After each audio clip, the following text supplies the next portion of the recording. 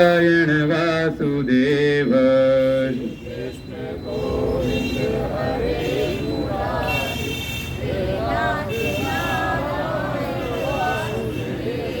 श्री कृष्ण गोविंद हरे मुरारी हे नाथ नारायण वासुदेव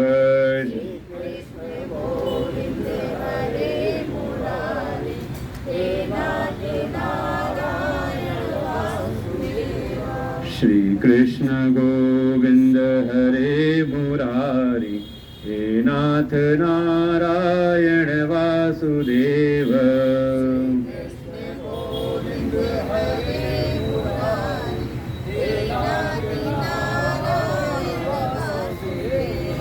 प्रेम से बोलो सच्चिदानंद भगवान की, वृंदावन बिहारी लाल की, श्यावर रामचंद्र की, हनुमान जी महाराज की, श्री सद्गुरुदेव भगवान की। ओम नमः पार्वती पतये हर हर महादेव। ओम सहना भवतु सहनौ भुनक्तु सह वीर्यं करवावहै तेजस्विनावधीतमस्तु मा विद्विषावहै। ओम शांति शांति शांति। अखंडमंडलाकारं व्याप्तं येन चराचरं तत्पदं दर्शितं येन तस्मै श्री गुरवे नमः।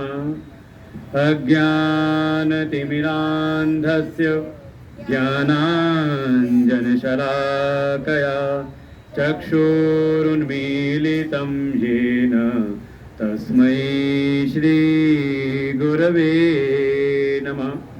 गुरुर्ब्रह्मा गुरुर्विष्णु गुरुर्देवो महेश्वर गुरुर्साक्षात् परं ब्रह्म तस्मै श्री गुरवे नमः। त्वमेव माता च पिता त्वमेव त्वमेव बन्धुश्च सखा त्वमेव त्वमेव विद्या द्रविणं त्वमेव त्वमेव सर्वं मम देव देव। गजाननं भूतगणादिसेवितं कपित्थजम्बूफलचारुभक्षणम् उमासुतं शोकविनाशकारकं नमामि विघ्नेश्वरपादपङ्कजम्। ॐ पार्थाय प्रतिबोधितां भगवता नारायणेन स्वयं व्यासेन ग्रथितां पुराणमुनिना मध्ये महाभारतम् अद्वैतामृतवर्षिणीं भगवतीम् अष्टादशाध्यायनीम् अम्ब त्वामनुसन्दधामि भगवद्गीते भवद्वेषिणी।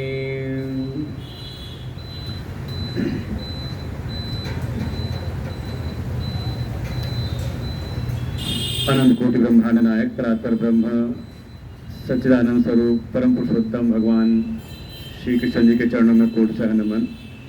प्रातः स्मरणीय परम श्रद्धेय परम वंदनीय अनंत श्री भूषी सदगुरुदेव भगवान के चरणों में कोटि सह नमन।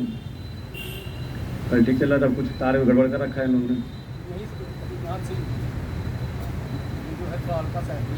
तो वाले को आगे कर दो, इसको पीछे ले जाओ। जाओ दोनों उठा के ले आओ सब साथ में। माइक का निमित्त रहता है।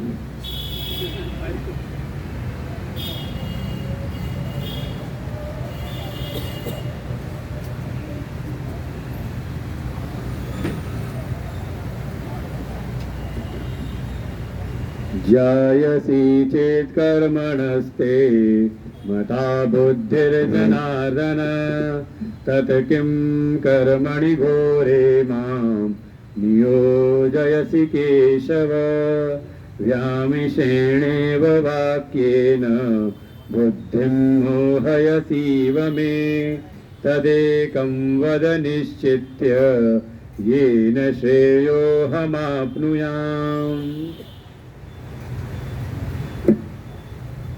प्रातः स्मरणीय परम श्रद्धेय परम वंदनीय परम अर्चनीय अनंत श्री भूषित सदगुरुदेव भगवान चरणों में कोटशः नमन। परम श्रद्धेय स्वामी जी महाराज, समपस्थित समस्त भगवत भक्त, श्रद्धा भक्ति स्वरूपणी मातृशक्ति, गीता ज्ञान यज्ञ के अंतर्गत श्रीमद् भगवत गीता का यह तृतीय अध्याय, जिसका नाम ही है कर्म योग। पूर्व के अध्याय में जैसा भगवान ने अर्जुन को उपदेश किया, जैसा कि अर्जुन ने पूछा था भगवान से कि यस्य यस्यात् निष्ठम ब्रूहि तन्मे, हे प्रभु, जिस एक मार्ग के द्वारा मुझको श्रेय की प्राप्ति हो, आप मुझको वही मार्ग निर्देशित करिए। और भगवान पे अर्जुन को दूसरे अध्याय में जो भी उपदेश है उनको दिया कि हे अर्जुन, जो तुम श्रेय का मार्ग जानना चाहते हो, श्रेय के आकांक्षी हो, तो श्रेय की प्राप्ति के लिए जो साक्षात साधन है वो तो है आत्मज्ञान का मार्ग।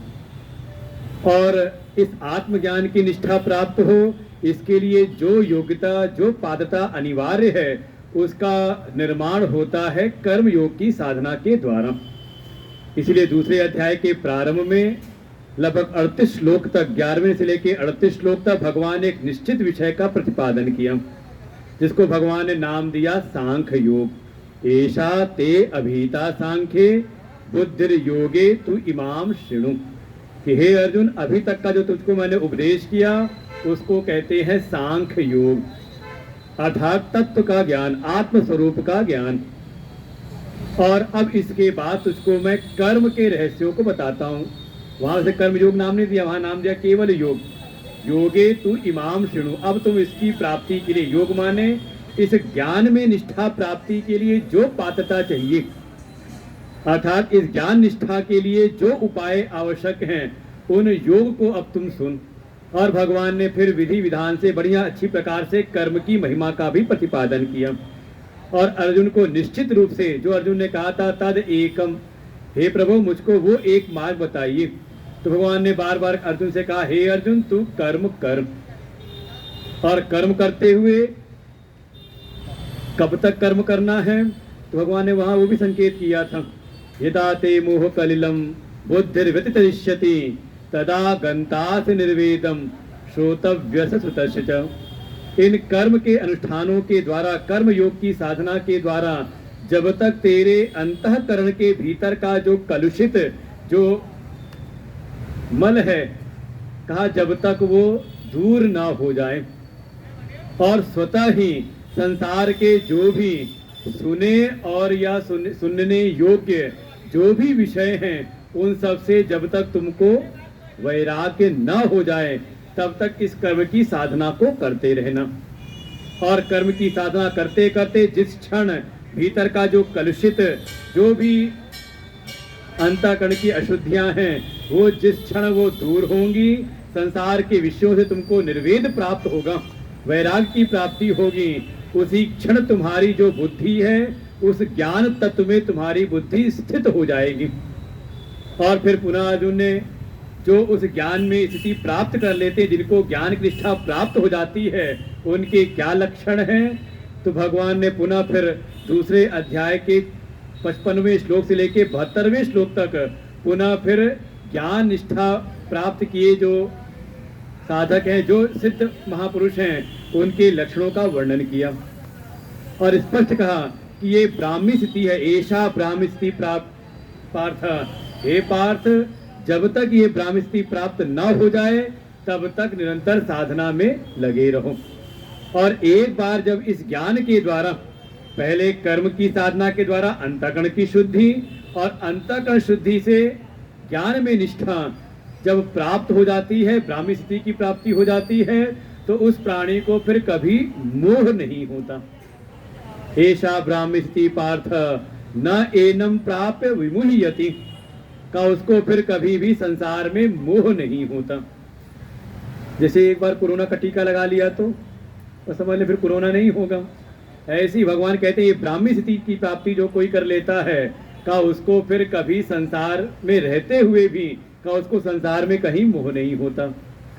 और ऐसा किसी को अंतिम समय में भी हो जाए, स्थित्वास्याम अंत काले भी, कोई अंतिम अवस्था में भी इस स्थिति को प्राप्त कर ले तो ब्रह्म निर्वाण मृच्छति, का उसको ब्रह्म निर्वाण अर्थात उसको मोक्ष की प्राप्ति इसी जीवन में हो जाती है। तो भगवान ने जैसे बिल्कुल निश्चित अलग अलग करके बताया, लेकिन सुनने वाले जो अर्जुन हैं, अर्जुन को लगा जैसे भगवान ने मिली जुली हुई बातें कही हैं। इसलिए अर्जुन ने कहा व्याम श्रेणेव, हे प्रभु मैं तो आया था आपकी शरण में अपने बुद्धि के मोह को नष्ट कराने के लिए, कि मेरा चित्त तो धर्म सम्मूढ़ चेता, मेरा चित्त तो धर्म में सम्मोहित हो रहा है, आप निश्चित करके बिल्कुल अलग अलग करके बताइए। लेकिन आपने जो अभी तक उपदेश किया उसमें मुझको ऐसा लगता है जैसे दोनों बातें ही बड़ी मिली जुली हुई हैं। एक तरफ आप ज्ञान के द्वारा ही परम श्रेय की सिद्धि बताते हैं और मुझको बारंबार कर्म में लगने के लिए कहते हैं। तो हे प्रभु ऐसा क्यों? तत्किम कर्मणि घोरे माम, जब परम श्रेय की प्राप्ति सीधे ज्ञान से संभव है और वैसा आपने कर्म के बारे में नहीं बताया कि कर्म के द्वारा सीधे वो मोक्ष की प्राप्ति, निश्चेष की प्राप्ति संभव है नहीं। जब आप ऐसा नहीं बताते तो फिर मुझको क्यों कर्म में आप लगाते हैं? ये आपकी बातें बिल्कुल मिली जुली हुई लग रही हैं मुझे, मेरी बुद्धि और भी ज्यादा मोहित सी हो रही है। लेकिन एक प्रकार से जो प्रश्न है ना, ये मर्यादा के बिल्कुल परे है कि सीधे आक्षेप करना आचार्य के ऊपर कि हे प्रभु आप कैसी मिली जुली बातें क्यों कर रहे हो और आप मेरी बुद्धि को मोहित क्यों कर रहे हो। लेकिन पूछने में अर्जुन ने थोड़ा विवेक प्रदर्शित किया है, एक शब्द जोड़ दिया इव, कि हे प्रभु हो सकता है आपने अलग अलग स्पष्ट रूप से व्याख्यान किया हुआ है, लेकिन मेरी जो बुद्धि है, मेरी जो शक्ति सामर्थ्य है, मेरी मेधा शक्ति जैसी है, मुझको ये बातें मिली जुली हुई सी लग रही हैं। मुझको आपकी ये जो बातें हैं स्पष्ट नहीं हो रही कि मुझको क्या करना चाहिए। और मुझे तो ऐसा लग रहा है जैसे मेरी बुद्धि और भी ज्यादा मोहित सी हो गई है। देखो जरा सा अंतर कर दिया, सीधे नहीं कह रहे कि प्रभु ये मिली जुली बातें क्यों कर रहे हो, मेरी बुद्धि को मोहित क्यों कर रहे हो, बल्कि कहते हैं कि ये मिली जुली हुई सी लग रही है। देखो ये तरीका है, मर्यादा सीखनी चाहिए प्रश्न पूछने की भी। और साथ ही कहते हैं हो सकता है आप तो मेरे बुद्धि के मोह को आप दूर करने का प्रयास कर रहे हो, लेकिन प्रभु मुझे तो ऐसा लग रहा है जैसे मेरी बुद्धि और भी ज्यादा मोहित हो रही है, मोहित सी हो रही है। इसलिए थोड़ा मेरी शक्ति अवस्था, मेरी जैसी बुद्धि है, जैसी मेरी सामर्थ्य है, थोड़ा मेरे स्तर पर आकर के आप उसको स्पष्ट करके समझाइए। भाई कई बार होता है कि हम कोई जिज्ञासा लेके जाएं गुरु के पास में और वो निश्चित बिल्कुल उसको स्पष्ट करके समझा दें, लेकिन वैसी अगर हमारी मेधा शक्ति ना हो, वैसी हमारी बुद्धि की सामर्थ्य ना हो, वैसी अभी हमारी पात्रता ना हो, तो शायद वो बात स्पष्ट हमें समझ में नहीं आती। तो फिर हम पुनः पुनः प्रश्न करते हैं और फिर आचार्य का फिर हमारे धरातल पर आकर के उस बात को स्पष्ट करते हैं। और कई बार तो ऐसा लगता है कि हाँ सत्संग सुनने वाले जो होते, जो लगातार सत्संग सुनते आ रहे हैं सालों से, उनको कई बार लगता है कि गुरु जी पहले तो नहीं लेकिन अब बड़ा अच्छे से समझाते हैं, अब जो समझाते हैं सब बात समझ में आ जाती है। वास्तव में गुरु जी तो अपनी महिमा पर पहले भी थे, आज भी हैं, लेकिन ये जो हमारा साधना काल है, सत्संग सुनते सुनते धीरे धीरे हमारी बुद्धि सामर्थ्य ऊपर की ओर बढ़ी है और अब पहले जो बात समझ में नहीं आती थी वो बात अब स्पष्ट रूप से समझ में आती है। हाजी आश्रम वरुण जी कह रहे थे कि 25 साल पहले भी सुनते थे लेकिन ये बातें स्पष्ट समझ में आती नहीं थी, बस एक श्रद्धा का भाव था कि गुरुजी जो सुना रहे हैं हमारे कल्याण के लिए सुना रहे हैं, उपदेश कर रहे हैं, तो उस समय श्रद्धा से सुनते आ रहे थे, लेकिन सुनते सुनते अब वही उपनिषद के जो सिद्धांत हैं अब लगता है जैसे ग्रहण हो रहे हैं। पहले तो सुनते थे और सुन करके बस ऊपर से निकल जाते थे, लेकिन अब सुनते सुनते लगता है जैसे वो भीतर धारण हो रहे हैं। तो धीरे धीरे हमारी शक्ति, जो हमारी सामर्थ्य है, वो उसका विकास होता है। और कई बार जो आचार्य हैं, जो सदगुरु हैं, वो अपनी महिमा से नीचे उतर करके हमारे धरातल पर आकर के समझाने का प्रयास करते हैं। इसलिए वक्ता का बड़ा कार्य होता है। वक्ता का वो कहीं ना कहीं पहले आकर के सामने जैसे श्रोता हैं, श्रोताओं के धरातल को देख करके फिर उनके स्तर पर आकर के समझाते हैं। तो अर्जुन वही प्रार्थना करते हैं और भगवान इस बात को भगवान भाष्यकार इसी बात कहते हैं, जैसे अर्जुन ने इशारा किया है कि हे प्रभु एव अर्जुन से योग्यम बुद्धि शक्ति अवस्था अनुरूपम।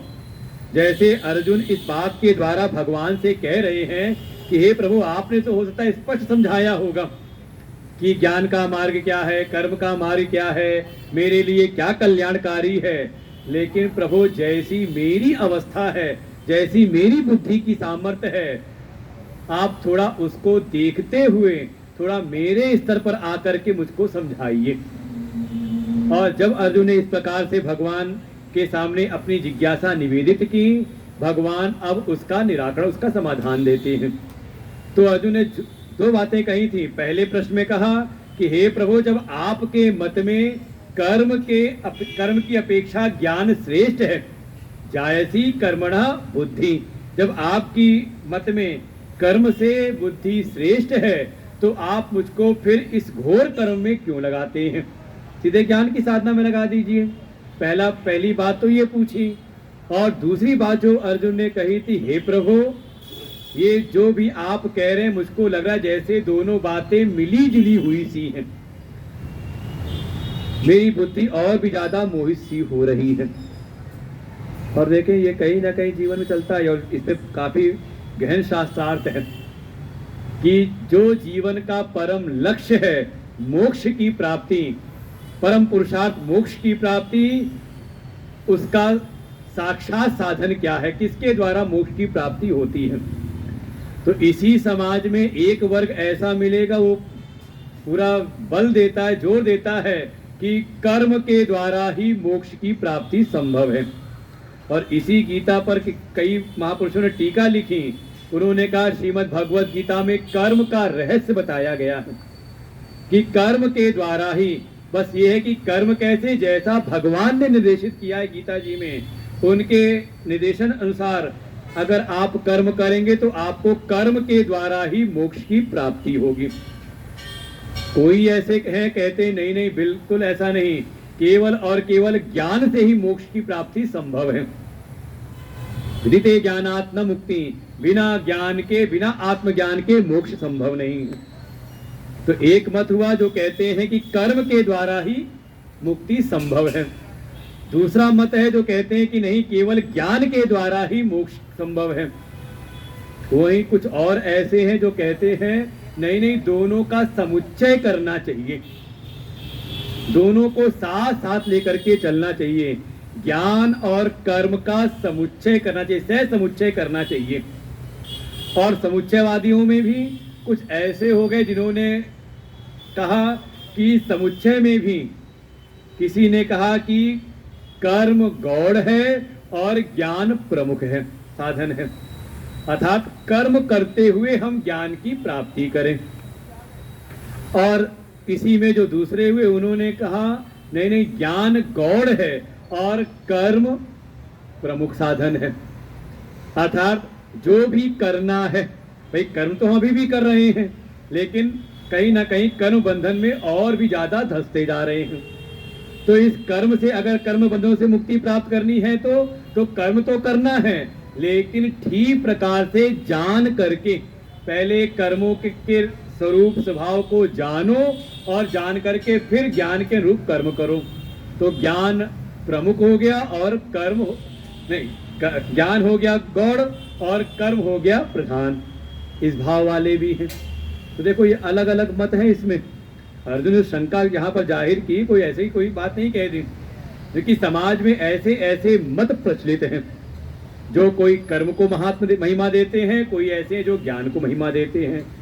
लेकिन जो भगवान ने निर्देश देना चाहा है, उन्होंने निर्देश देना चाहा है, ठीक है कर्म और ज्ञान का समुच्चय तो करना है, लेकिन कैसे, साथ साथ नहीं, दोनों साथ साथ संभव है नहीं, सिद्धांतता साथ इनका सह समुच्चय संभव है नहीं, क्योंकि कर्म का जो विभाग है बिल्कुल अलग है और ज्ञान का जो विभाग है बिल्कुल अलग है। कर्म के विभाग में कहीं ना कहीं हमें कर्तापन को प्रगाढ़ करना पड़ता है। भाई जब तक कर्तापन नहीं हो, करने वाला नहीं होगा तो कर्म कैसे होगा। और जो ज्ञान का विभाग है वहां कर्तापन से रहित होना है, बिल्कुल अहंकार से शून्य होना है, ना कोई कर्तृत्व की भावना, न कोई भोक्तृत्व की भावना।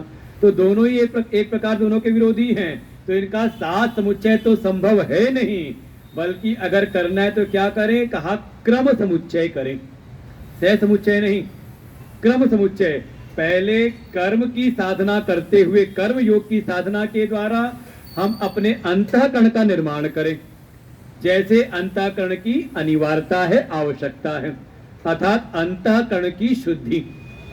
कर्म की साधना, कर्मयोग की साधना के द्वारा पहले अंतःकरण की शुद्धि करें, और जब अंतःकरण शुद्ध हो जाए तब इस ज्ञान के द्वारा उस ब्राह्मी स्थिति को हम प्राप्त करें। तो भगवान का जो मंतव्य है वो है क्रम समुच्चय का, और वही इस गीता जी में विवक्षित भी है। बिल्कुल भगवान ने विवेचना उसी प्रकार से कही है। पहले दूसरे अध्याय में भी पहले सांख्य योग का वर्णन किया, और भगवान कहते हैं अब इस ज्ञान की निष्ठा के लिए जैसी पात्रता होनी चाहिए उसके उपाय को तू सुन, और वो है कर्मयोग। लेकिन अर्जुन ने जैसा उसने समझ के जो प्रश्न किया, भगवान पुनः तीसरे अध्याय में इस बात को पुनः स्पष्ट करते हैं। तो जो अर्जुन ने पूछा था उसमें जो एक बात थी कि हे प्रभु ये बातें आपने मिली जुली हुई सी कही हैं, पुनः भगवान तीसरे श्लोक में जो कल हमने सुना था, लोकेस्मिन् द्विविधा निष्ठा पुरा प्रोक्ता मया नघ, ज्ञान योगेन सांख्यानाम कर्म योगेन योगिनाम। तो जो अर्जुन ने दो बातें कही थी उसमें जो एक बात थी कि हे प्रभु ये दोनों ही मार्ग मिले जुले हुए से हैं, भगवान पहले इसका निराकरण करते हैं कि हे अर्जुन अभी क्या, मैंने पहले भी सृष्टि के प्रारंभ में ही अस्मिन् लोके, इस लोक में पूरा प्रोक्ता, हे अर्जुन सृष्टि के प्रारंभ से ही मेरे द्वारा ही ये जो वैदिक मत प्रकट हुआ है इसमें स्पष्ट रूप से दोनों को अलग अलग बताया गया है। ये मिले हुए नहीं है, बल्कि जैसा प्राणी है, जैसा अधिकारी मनुष्य है, वैसा उसके लिए मार्ग निश्चित किया है। इसी संसार में जो प्रारंभ से ही जन्म जन्मांतर की साधना, जन्म जन्मांतर के पुण्य, जन्म जन्मांतर के सत्कर्मों के परिणाम स्वरूप जो प्रारंभ से ही जिसका विवेक विज्ञान जगा हुआ है, संसार के विषयों की वासनाएं उतनी ज्यादा प्रगाढ़ है नहीं, ऐसे जो विवेक विज्ञान से युक्त जो प्राणी हैं, जो अधिकारी पुरुष हैं, उनके लिए मैंने ज्ञान योग की निष्ठा बताई है कि वो सीधे ज्ञान की प्राप्ति करके उस ब्रह्म स्थिति को, उस ब्रह्म पद को प्राप्त कर ले। लेकिन वहीं इसी लोक में, इसी संसार में जो ऐसे हैं जिनके चित्त के भीतर अभी संसार की वासनाएं भरी पड़ी हैं, विषय वासनाएं भीतर हैं, अभी संसार में कुछ पाना शेष है, तो ऐसे प्राणी, ऐसे अधिकारी पुरुषों के लिए मेरे द्वारा ही कर्म योग की निष्ठा बताई गई है कि वो कर्म के मार्ग का पालन करते हुए अपने जीवन में पहले वासना का क्षय करें, और जब वासना क्षय हो जाए तो फिर ज्ञान निष्ठा प्राप्त करें और अपने जीवन का कल्याण करें।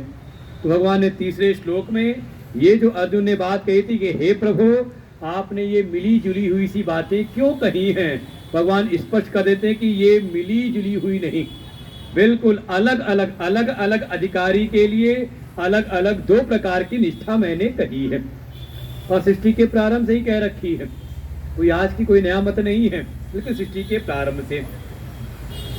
और इसके बाद भगवान अब जो अर्जुन ने बात कही थी कि हे प्रभु, आपके मत में अगर ज्ञान श्रेष्ठ है कर्म की अपेक्षा, तो मुझको कर्म में क्यों लगाते हैं? क्योंकि मुझको तो ऐसे ही लगता है कि ये कर्म कर करके ही तो हम कर्म के बंधन में पड़े हुए हैं, और हम इस बंधन से मुक्त होना चाहते हैं, तो मुझे फिर इन घोर कर्मों में आप क्यों लगा रहे हैं? तो भगवान अब उस बात का निराकरण करते हुए, एक बात तो भगवान ने स्पष्ट उसका निराकरण नहीं किया जो अर्जुन ने कही थी कि हे प्रभु, आपने कर्म से ज्ञान को श्रेष्ठ कहा है। भगवान गीता जी में कहीं भी इस बात का खंडन नहीं करते, क्योंकि भगवान के द्वारा ही कहा गया है बिल्कुल स्पष्ट रूप से। हाँ, जो ये अर्जुन ने बात कही कि मुझको फिर कर्म में क्यों लगाते हैं, मुझको फिर ज्ञान के साधन में लगा दीजिए सीधे।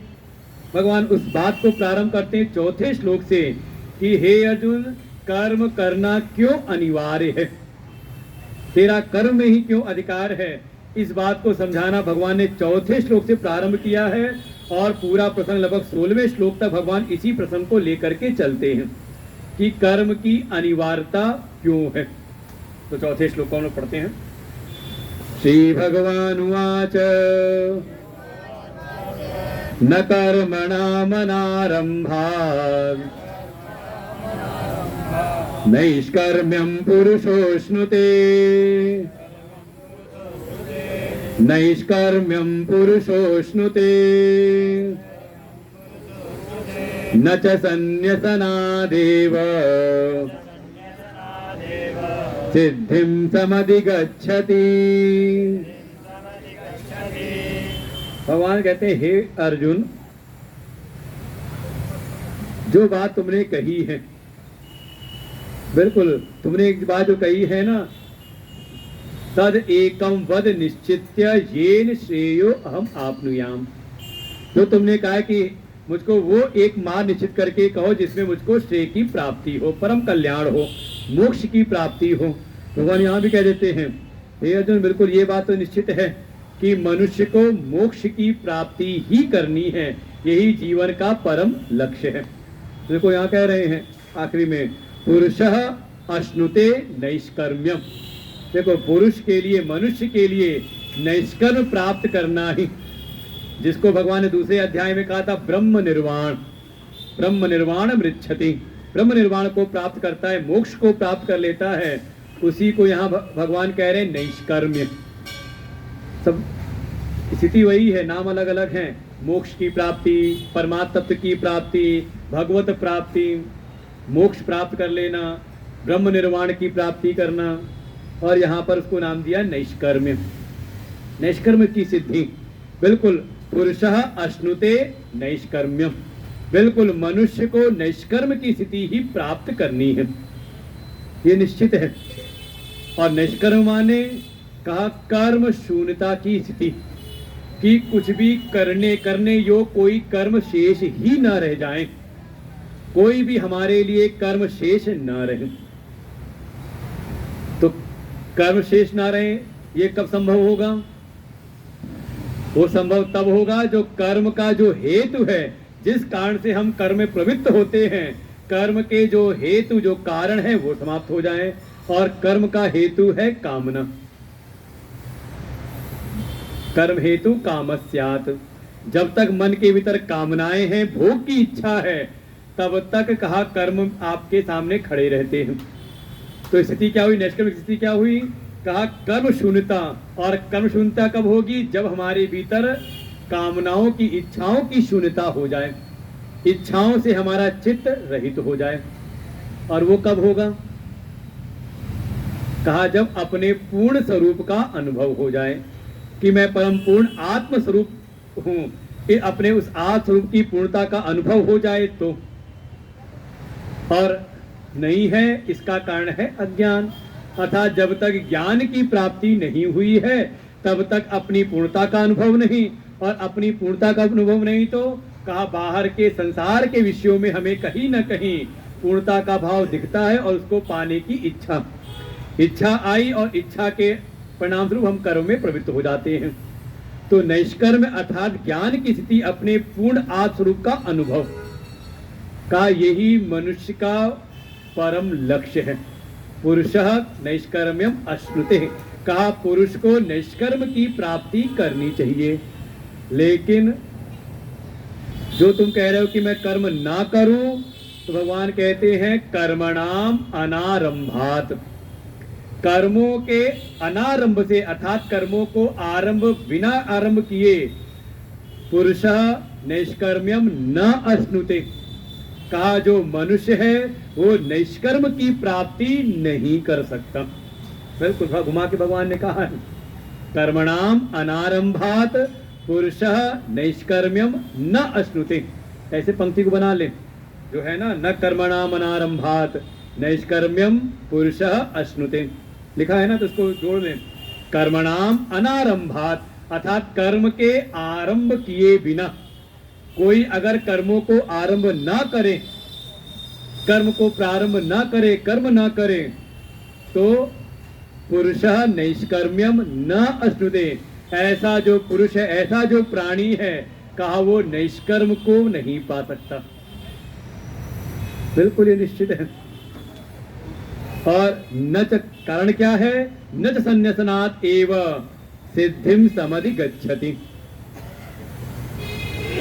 संन्यासनात् एव केवल कर्म संन्यास के द्वारा ही, संन्यासनात् एव यही है ना, एव माने ही केवल कर्म संन्यास के द्वारा जो निष्कर्म रूपी जो सिद्धि है, मोक्ष रूपी जो सिद्धि है, न समधिगच्छति, उसके जीवन में नहीं होती। ये भगवान स्पष्ट कह रहे हैं इस बात को, इसलिए कर्म करना अनिवार्य है कि पहले कर्म करके हम अंतःकरण की शुद्धि करें, और अंतःकरण की शुद्धि पूर्वक का फिर हम ज्ञान की प्राप्ति करें। लेकिन कोई कर्म प्रारंभ ही ना करे तो ना तो उसको अंतःकरण की शुद्धि प्राप्त होगी और ना ही उसको ज्ञान की प्राप्ति। तो ये कह रहे हैं केवल कर्म संन्यास के द्वारा, अर्थात ज्ञान से रहित केवल कर्म के त्याग के द्वारा, कहा ये मोक्ष रूपी परमशे रूपी जो सिद्धि है, कहा वो जीवन में संभव नहीं है। क्यों संभव नहीं है, तो इसका हेतु स्वयं भगवान अगले श्लोक में देते हैं। भाई कई बार ऐसा होता है कि मन के जरिए आता है जो हम कर्म कर रहे हैं इस कर्म को हम छोड़ दें, या जो कर्म चल रहा है इस कर्म का हम त्याग कर दें। भगवान कहते हैं बिल्कुल दोनों प्रकार से ही उसको जो है परम लक्ष्य की प्राप्ति संभव है नहीं। कारण भगवान स्वयं ही अगले श्लोक में देते हैं। क्यों नहीं ऐसा होता है, बिना ज्ञान के केवल कर्म के त्याग से, जिसको अभी ज्ञान की प्राप्ति हुई नहीं और केवल कर्म का त्याग कर दे, तो उसको निष्कर्म रूपी सिद्धि क्यों नहीं प्राप्त होती, उसको मोक्ष की प्राप्ति क्यों नहीं होती। तो भगवान 5वें श्लोक में इसका फिर हेतु देते हैं, नहीं कश्चित क्षणमपि जातु तिष्ठत्य कर्म कृत कार्यते यवश कर्म सर्व प्रकृति जैर्गुणैः। भगवान कहते हैं कि ऐसा संभव है ही नहीं कि कोई ऐसा हो, कश्चित कोई भी मनुष्य हो, स्त्री हो, पुरुष हो, यहाँ तक कि जिसमें भी जीवन है, ऐसा कोई भी जो है जातु कभी भी क्षणम अपि क्षण मात्र भी अकर्म कृत न तिष्ठति। तो भगवान स्पष्ट कह रहे हैं जिसको अभी आत्मज्ञान की प्राप्ति हुई नहीं, जिसको अभी ज्ञान की प्राप्ति हुई नहीं, आत्म स्वरूप का अनुभव हुआ नहीं, ऐसा जो अज्ञान में पड़ा हुआ जो प्राणी है, वो कोई भी हो, कभी भी क्षण मात्र भी, कहा बिना कर्म किए रह ही नहीं सकता। बिल्कुल स्पष्ट कहते हैं तिष्ठति अकर्मकृत न, कहा वो बिना कर्म किए एक क्षण मात्र भी, कहा वो नहीं रह सकता। क्यों नहीं रह सकता, तो कहा प्रकृति के द्वारा जो उत्पन्न जो गुण है, प्रकृति गुण ही, प्रकृति के द्वारा जो उत्पन्न गुण है, कहा उसको परवश करके अवश्य कार्यते कर्म। ऐसे जो अज्ञान में पड़े हुए जो प्राणी हैं, ये प्रकृति के जो तीनों गुण हैं, सत्वगुण, रजोगुण, तमोगुण, कहा ये बलात् परवश करके उसको कर्मों में लगा ही देते हैं। कैसे? तो देखो, बिल्कुल भीतर अगर सत्व गुण बढ़ जाए तो मन में होता है चलो सत्संग सुनते हैं, चलो ध्यान कर लें, चलो कुछ भगवान की पूजा उपासना कर लें, थोड़ा जप कर लें। सात्विक कर्मों में हमारी स्वतः प्रवृत्ति हो जाती है।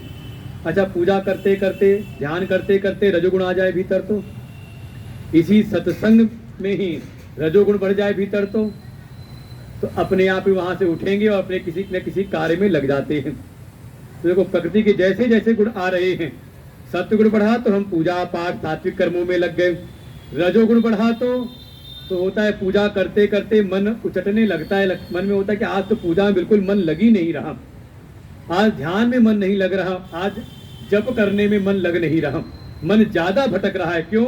क्योंकि कहीं ना कहीं भीतर रजोगुण बढ़ा हुआ है। अच्छा, वहीं आ जाए तमोगुण तो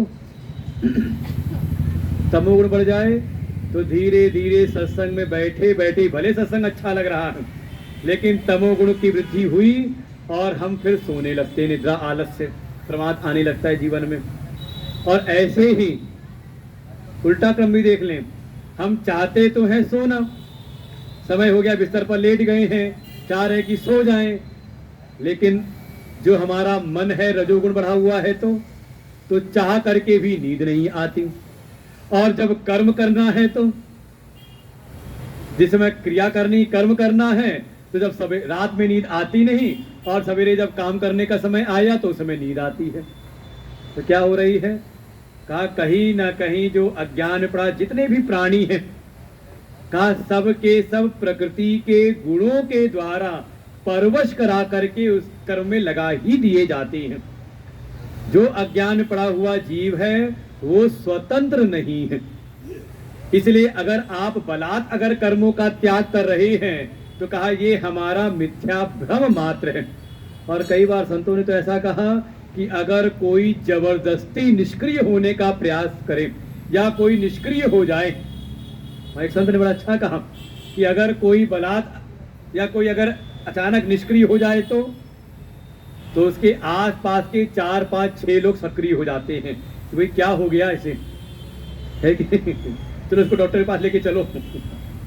तो कहा जब तक प्राण है भीतर और ज्ञान की प्राप्ति हुई नहीं है, अभी हम अज्ञान में पड़े हुए हैं, और अज्ञान में पड़े हैं तो का आत्मस्वरूप स्थिति नहीं है, बल्कि प्रकृति से उत्पन्न जो गुण है, गुण से बना हुआ ये जो शरीर है, प्रकृति से निर्मित शरीर में ही हमारी स्थिति है। और परिणाम स्वरूप प्रकृति के गुण बलात् हमें कर्मों में लगा देते हैं। जिस समय हमें क्रिया करनी है उस समय में तमस बढ़ जाता है, निद्रा आने लगती है। जिस समय निद्रा का समय है उस समय नींद नहीं आती, क्रियाशील मन रहता है। जब पूजा पाठ करनी है उस समय कहीं ना कहीं आलस या रजोगुण के कारण हम उसमें मन नहीं लगता। तो ऐसे ही भगवान कह रहे हैं जो कोई भी सर्वः प्रकृति गुण ही, सभी प्राणी सभी मनुष्य प्रकृति के गुणों के द्वारा परवश करके कहा कर्मों में लगा ही दिए जाते हैं। और कोई ऐसा कहे है तो अभी अज्ञानी, अभी आप स्वरूप का उसको ज्ञान हुआ नहीं, आप स्थिति आप स्वरूप में अवस्थान हुआ नहीं, और वो कर्म ना करे। जैसे अर्जुन कहे थे कि मैं नहीं करूंगा, ना योस इति गोविंदम, हे गोविंद मैं युद्ध नहीं करूंगा, मैं अपना जो भी कर्तव्य कर्म है वो नहीं करूंगा, तो उसका ऐसा करना बिल्कुल मिथ्याचार है। और भगवान अगले श्लोक में बिल्कुल कह रहे हैं, एक श्लोक का जो विस्तार जो व्याख्या वो अगला श्लोक है, और अगले श्लोक की व्याख्या कहा अगले श्लोक में, एक क्रम बना हुआ है। इसलिए एक भी बीच में कड़ी छूट जाए तो आप क्रम जोड़ नहीं पाएंगे उसको। तो अगर कोई, भगवान स्पष्ट कहा, अगर अज्ञान में पड़ा हुआ जीव है तो क्षण मात्र भी बिना कर्म किए वो रह नहीं सकता। और कई बार ऐसा हमें लगता है, मान लो कहीं हमारे अनुकूल परिस्थिति नहीं है, कभी घर में ही, घर परिवार में कोई ऐसा आयोजन है जहां लगा कि हमारे अनुकूल कुछ भी नहीं हो रहा, जैसा हम कहते हैं वैसा कोई करता नहीं, कोई सुनता नहीं हमारी, तो क्या करते हैं, कई बार मन में होता है जाओ हम कुछ नहीं करेंगे, हम किनारे जाके बैठ जाए। ऊपर से तो हमने कर्मों को छोड़ दिया, लेकिन किनारे जाकर के शरीर तो कर्म नहीं करता, लेकिन भीतर जो मन है, कितनी बार तो ऐसा होता है मन तो चली रहा है, वाणी चलती रहती है, पूछते रहते वहां क्या हो रहा है। भाई हमें कहा ना कि कुछ नहीं करेंगे, कहीं ये कुछ ना करना भी कहीं ना कहीं हम कोई और मानसिक क्रिया में लग जाते हैं, वाचिक क्रियाओं में लग जाते हैं, क्योंकि ये प्रकृति के गुण बलात् हमें कर्मों में बांधे रहते हैं। और कोई जबरदस्ती कहे कि मैं नहीं करूंगा, तो उसका वो कर्म ना करना कैसा है, तो फिर छठे श्लोक को पढ़ लो, एक से कम जुड़ा हुआ है पूरा। कर्मेन्द्रियाणि संयम्य य आस्ते मनसा स्मरन् इंद्रियार्थान् विमूढ़ात्मा मिथ्याचार स उच्यते। कर्मेन्द्रियाणि संयम्य य आस्ते मनसा स्मरन् इंद्रियार्थान् विमूढ़ात्मा मिथ्याचार स उच्यते। भगवान कहते हैं कोई ऐसा है जो अभी आत्मज्ञ नहीं है, अभी उसको आत्मज्ञान प्राप्त नहीं हुआ है, पड़ा तो हुआ है अज्ञान में, देह गेह में ही उसकी आसक्ति ममता बनी हुई है, ऐसा कोई अज्ञानी है। और वो चेष्टा करता है कि मैं कर्मेंद्रियों के द्वारा कोई कर्म नहीं करूंगा। देखो दो प्रकार की इंद्रियां हैं, पहली है ज्ञान इंद्रियां, 5 ज्ञान इंद्रियां, श्रोत्र, त्वक, चक्षु, रसना, घ्राणम, जिनसे हम 5 प्रकार के विषयों को ग्रहण करते हैं, जो 5 विषय का ज्ञान कराती हैं, उनको हमने कहा ज्ञान इंद्रियां। और फिर जो भी हमने ज्ञान प्राप्त किया है, उस ज्ञान के अनुरूप जो हम व्यवहार में अभिव्यक्ति करते हैं, व्यवहार करते हैं, उसके लिए हमारे पास 5 कर्म की इंद्रियां हैं। 2 हाथ हैं, वाणी है, पैर हैं, जनेन्द्रिय है और मलद्वार, ये 5 कर्म की इंद्रियां। तो कोई ऐसा है जो कर्म की इंद्रियों को तो रोक लेता है, हाथ पैर तो बांध करके बैठ जाता है कि मैं कोई कार्य नहीं करूंगा, कोई कर्म नहीं करूंगा।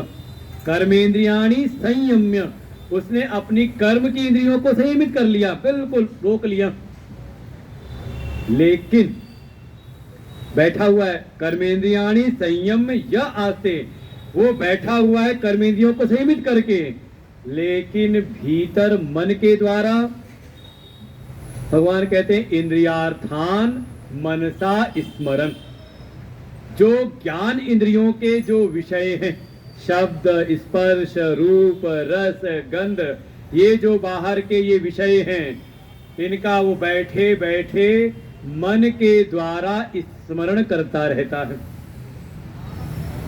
बिल्कुल इसको समझना हो तो भगवान ने एक दैत्य का वध किया था, बाल लीलाओं में ही, नाम था बकासुर।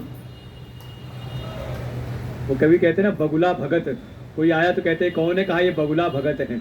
अच्छा आपको बुलाए बगुला भगत कह करके, तो क्यों भगत कह रहे तो अच्छा नहीं कह रहे, कहा नहीं भगत कहो लेकिन बगुला भगत मत कहो।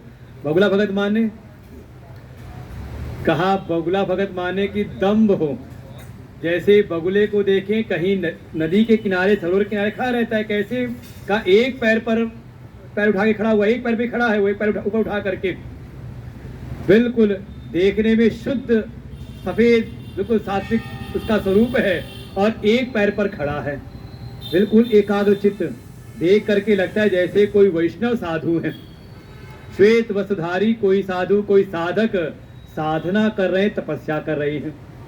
लेकिन तभी अचानक सामने से कोई जल का जीव, कोई मछली, कोई और जलचर जीव सामने से निकला, और जैसे ही सामने आया तो तुरंत झपट्टा मारा। कहा बाहर से तो दिखाई दे रहा है कि वो हाँ कोई साधनारत है, लेकिन भीतर उसका वो जो उसकी एकाग्रता है, वो भगवान में मन लगा हुआ नहीं है, भगवत स्मरण नहीं कर रहा है एकाग्र करके, बल्कि इंद्रियार्थान मनसा स्मरण, मन के द्वारा भगवान का स्मरण नहीं, बल्कि मन के द्वारा इंद्रियों के विषयों का स्मरण कर रहा है, और जैसी कोई विषय दिखाई दिया तुरंत पट्टा मारा। तो ऐसे ही कोई भीतर संयमित ना करे, भीतर से अपने मन को संयमित करे, अपने इंद्रियों को, ज्ञान इंद्रियों को संयमित ना करे, केवल कर्म इंद्रियों को रोक करके बैठा हुआ है तो, और बैठ करके बिल्कुल बैठे बैठे ध्यान करते हुए, और कई बार ऐसा भी होता है दिखाने के लिए करते हैं, और कई बार रेलवे स्टेशन में देखें तो जो वहाँ जो महात्मा लोग दिखाई देते हैं वो लगता है कि असली माँ बाप से भी बढ़िया दिखाई देते हैं, बिल्कुल तिपन उपन लगाए हुए, बिल्कुल जड़ा जटाजुट धारण किए हुए, और ध्यान लगा के एकदम बैठे हुए हैं। लेकिन किस लिए कि अभी कोई भगत आए और कुछ चढ़ावा चढ़ा करके जाए, और जैसी खन्न से हुआ पात्र में तुरंत आंख खुली, क्या चढ़ा तो क्या है, भगवान कह रहे हैं कोई ऐसा जिसने अपनी कर्म हाथ पैर तो बांध करके बैठ गया, लेकिन बैठे बैठे मन के द्वारा जो ज्ञान इंद्रियों के विषय उनका ही स्मरण करता है। तो कौन है वो? भगवान कहते पहले उसको नाम दिया, उसको उपाधि दी, कौन है? विमूढ़ आत्मा। एक होता है मूढ़, मूढ़ जिसका चित्त मूढ़ हो गया हो, मूढ़ माने मूर्ख। हमारे गुरुदेव को समझाते मूर्ख कौन है, कहा कोई बड़ा समझाए तो समझ जाए, भाई किसी बड़े ने समझाया कोई बात, किसी समझदार ने कोई बात समझाई तो समझ जाए, दूसरे की बात मान करके समझ जाए। अच्छा, दूसरे की बात समझ में नहीं आती तो फिर अपना अनुभव करके समझ ले। भाई दो तरीके हो सकते समझने के, कोई दूसरा समझाए तो समझ जाओ, और नहीं तो अपना अनुभव करके समझ लो। तो दोनों प्रकार से जो समझ जाए तो समझ लो कि वो समझदार है, चाहे दूसरों के बताए जाने पर या खुद ठोकर खा के बुद्धि जग जाए। लेकिन कोई ऐसा हो जिसकी अपनी बुद्धि तो हो ना, अपने अनुभव से समझे ना, और कोई दूसरा समझाए तो ध्यान ना दे उस बात पर, तो कौन है? मूढ़। और गुरुदेव दृष्टांत भी देते हैं, जैसे कोई छोटा बच्चा है तो कई बार ऐसी चीज को पकड़ने की कोशिश करता है जिससे उसको हानि हो सकती है। कोई धारदार चाकू है उसको पकड़ने का प्रयास करता है, या कभी कोई बच्चा, छोटा बच्चा है, कोई दीपक जल रहा है और जा करके उसको पकड़ने का प्रयास कर रहा है। तो सामने कोई बड़े खड़े थे, उन्होंने मना किया, माता पिता भाई बंधु थे, उन्होंने कहा मत छुओ जल जाओगे। चलो उस समय तो उसने नहीं छुआ, लेकिन फिर मौका मिला, देखो बड़ों समझाया मत छूना जल जाओगे, नहीं समझ में आया, तो जा करके एक दिन मौका मिला और जा करके उसको उसने पकड़ लिया, और जैसी दीपक को पकड़ा तो तुरंत समझ में आ गया। जब जल गया हाथ तो रोते हुए फिर उसने हाथ पीछे खींचा। और फिर अगले दिन मान लो कहीं दीपक जल रहा हो और वही बच्चा बैठा हो, तो और जो होते बड़े भाई बहन कहते ले ले छू छू, तो हाथ बढ़ के खींचते, चल छू के देख, तो हाथ अपना पीछे खींचता है कि नहीं जल जाऊंगा। तो बड़ा समझा दे, नहीं तो अपनी बुद्धि समझ गया तो कहा ये समझदार है। अच्छा, बड़ों ने समझाया फिर नहीं समझा, अपना छू करके देखा जल गए तब भी समझ में नहीं आया, अगले जाके फिर वही गलती करे तो क्या कहेंगे उसे? कहेंगे फिर ये मूढ़ है। और मूढ़ता में भी कोई पीएचडी कर रखा हो तो बिल्कुल मूढ़ों का भी सरदार हो तो उसको भगवान कहते विमूढ़, विशेष प्रकार का, उसमें भी विशेषता प्राप्त कर रखी हो तो कहा भगवान कह रहे हैं विमूढ़ आत्मा। कौन? कहा जिसने कर्म की इंद्रियों को तो संयमित कर लिया, लेकिन मन के द्वारा संसार के विषयों का ही स्मरण करता है। भगवान कह रहे इसका नाम साधना नहीं बल्कि ये विमूढ़ आत्मा है, और साथ ही साथ इसको नाम दिया मिथ्याचार।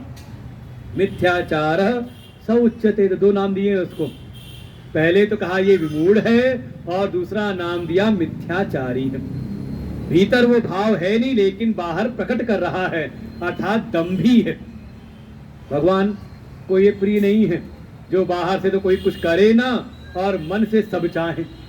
तो कोई स्थिति आज के समाज की यही है, मन के भीतर चाहत बहुत है, बिल्कुल रातों रात बिल्कुल पहुंच जाना है, सातवें आसमान पहुंचना है, सबको प्रधानमंत्री बनना है, उससे नीचे कोई समझौता कोई नहीं करना चाहता, रातों रात बनना चाहते हैं, लेकिन उसके लिए प्रयत्न ना करें। महत्वाकांक्षाएं तो बहुत हों, लेकिन उन महत्वाकांक्षाओं के अनुरूप अपनी इच्छाओं के अनुरूप अगर भीतर पात्रता उत्पन्न ना करे तो भगवान कहते हैं ये विमूढ़ हैं, मिथ्याचारी हैं। जरूर जीवन में कहीं ना कहीं पतन उसका संभव है। इसलिए आवश्यकता है, महत्वाकांक्षाएं हैं, तो फिर उसके अनुरूप हम पात्रता को भी भीतर ग्रहण करें। लेकर के आए तो आप पुरुषार्थी बने, मेहनती कर बने, मेहनत ना करे और बैठे बैठे मिल जाए तो चाहे तो देखिए आज के समय यही सब समस्या से थोड़ी समस्या यही है, बैठे बैठे सब चाहते हैं, करना कुछ ना पड़े, मेहनत करनी पड़े कम से कम और फल मिले अधिक से अधिक। तो भगवान स्पष्ट कह रहे हैं कौन है का विमूढ़ आत्मा है, मिथ्याचारी हैं, ऐसे जो हैं भगवान कहते हैं मुझको वो प्रिय नहीं है। तो कैसा होना चाहिए? तो अगला श्लोक भगवान कहते हैं मुझको कौन प्रिय है, कैसा होना चाहिए। और इस 7वें श्लोक में ही भगवान कर्म योग को स्थापित करते हैं। यस्त्विन्द्रियाणि मनसा नियम्यारभतेऽर्जुन कर्मेन्द्रियै कर्मयोगम् असक्तः स विशिष्यते। यस्त्विन्द्रियाणि मनसा नियम्यारभतेऽर्जुन कर्मेन्द्रियै कर्मयोगम् असक्तः स विशिष्यते। पहले को दिखाया था कि उसने कर्म की इंद्रियों को संयमित कर लिया था और ज्ञान की इंद्रियों को का मन के साथ छुट्टा छोड़ रखा था, असंयमित छोड़ रखा था, और वो मन ज्ञान इंद्रियों पर सवार होकर के संसार के विषयों में ही भ्रमण कर रहा है। भगवान कहे इसका नाम साधना नहीं है, ये मुझको अपेक्षित, इसकी अपेक्षा नहीं, बल्कि करना क्या है, जो संयम का जो क्षेत्र है वो कर्म इंद्रियां नहीं है, बल्कि संयमित करने का जो क्षेत्र है वो है ज्ञान इंद्रियों को। इसलिए अब दूसरा उसका पहलू दिखा रहे हैं, यह तू ऐसा कोई है जो इंद्रियाणि मनसा नियम्य, जो अपनी ज्ञान की इंद्रियों को मन के द्वारा नियम्य, मन के द्वारा अपनी ज्ञान की इंद्रियों को संयमित करता है। अच्छा, मन को अगर संयमित करना इंद्रियों को, तो मन कैसा होना चाहिए? बिगड़ा हुआ मन, कहा सुसंस्कारित किया हुआ, संस्कारों से युक्त जो मन है, मनसा को केवल मन ना समझे, कहा संस्कार से युक्त जो मन है, बिल्कुल शुद्ध मन के द्वारा, संस्कारित मन के द्वारा अपनी ज्ञान की इंद्रियों को संयमित करे और फिर आरभते, फिर आरंभ करे। क्या आरंभ करे? कर्मेंद्रियई कर्म योगम। पहले तो अपनी ज्ञान की इंद्रियों को संस्कारित मन के द्वारा संयमित करे, अपने वश में करे, और जो कर्म की इंद्रियां हैं इनके द्वारा आरंभ करे। क्या आरंभ करे? कहा कर्म योग। कर्म ना करे बल्कि इनके द्वारा कर्म योग करे, और साथ ही असक्त सविशिष्यते, वो जो कर्म आरंभ करा, कर्म योग कर रहा है तो कैसे करे? असक्त होकर के, अनासक्त होकर के, आसक्ति का त्याग करके जो ये कर्म योग करता है, भगवान कह रहे हैं सविशिष्यते, का वही विशेषता को प्राप्त होता है। और सबसे बड़ी विशेषता तो यही है, भगवान कहते हैं मुझको वो प्रिय हो जाता है। तो जो विचारणी, जो मुख्य बात है, जैसे इन दो श्लोक हैं, जो छठा श्लोक है वहाँ जो दिखाया, वहाँ पर दिखाया कि कोई एक ऐसा है जिसने कर्म की इंद्रियों को संयमित किया है लेकिन ज्ञान की इंद्रियों को असंयमित छोड़ दिया। भगवान कह रहे हैं वो मिथ्याचारी है, विमूढ़ आत्मा है। तो होना कैसा है? कहा 7वें श्लोक के जैसे कर्म योग करें, और कर्म योग की जो कसौटी है इसमें 2 बातें विशेष हैं हमारे जीवन में। देखो, कर्म के बारे में नहीं, कर्म क्या करना क्या नहीं करना, जो भी करणीय कर्म है, जो भी हमें शास्त्रों ने कर्तव्य कर्म बताए वो तो करने हैं, लेकिन किस प्रकार से हम उसको करें कि वो कर्मयोग बन जाए। तो भगवान यहाँ पर मुख्य रूप से देखें 2 सिद्धांत दे रहे हैं। तो पहला तो कहा कि संस्कारित मन के द्वारा पहले अपनी ज्ञान की इंद्रियों को संयमित करें, अर्थात अपने आहार को हम शुद्ध करें। व्यापक अर्थ को समझे इस बात को। अपने आहार को हम जो भीतर लेकर के जा रहे हैं, वो क्या लेकर के जा रहे हैं उसको हम थोड़ा ध्यान दें। आहार शुद्धौ सत शुद्धि, सत शुद्धौ ध्रुवा स्मृति। बिल्कुल अपने आहार की शुद्धि, ज्ञान इंद्रियों को संयमित करना मतलब का अपने आहार को हम शुद्ध करें। तो आहार कौन सा? जो हम मुंह से खा रहे हैं दाल चावल का, वो तो केवल रसनेंद्रिय का आहार है। ऐसे ही हमारे जो कान हैं, कान का जो आहार है, आप क्या सुन रहे हो? आप इसी कान के द्वारा सत्संग सुन रहे हो तो अच्छे विचार सद्विचार भीतर आ रहे हैं, भीतर शुद्धि हो रही है। और इन्हीं कानों के द्वारा आप निंदा बुराई सुनो तो क्या होगा? और देखें, कई बार हम बिल्कुल शांति से बड़े प्रसन्न मन से बैठे हैं अपने घर में, कोई समस्या नहीं, कोई दुख नहीं, और तभी कोई पड़ोसी आया और आ करके उसने 2-4 बातें सुनाई। अरे सुनो सुनो, वो तुम्हारे बारे में ऐसा ऐसा कह रहा था,